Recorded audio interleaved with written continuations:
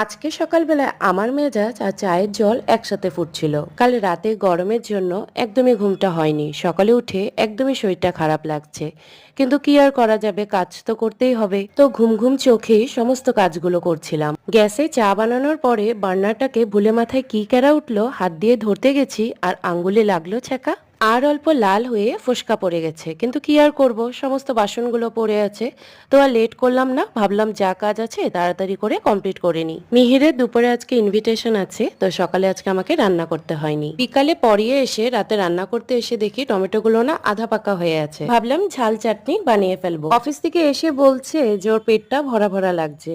তো আমি বললাম তুমি কি খাবে, তাহলে তোমার জন্য কি বানাবো। বললো আমার খিদে নেই, আমি খাবো না। যখন রান্না করছি তারপর নাকি ওর নাকে একটা সুন্দর গন্ধ এলো। এসে দেখেই বলে অল্প একটু দাও, টেস্ট করে দেখি। তোমাদের মধ্যে এমন কেউ আছো নাকি যার খিদে না থাকলেও কিছু ভালো খাবারের গন্ধ শুনে খিদে পায়?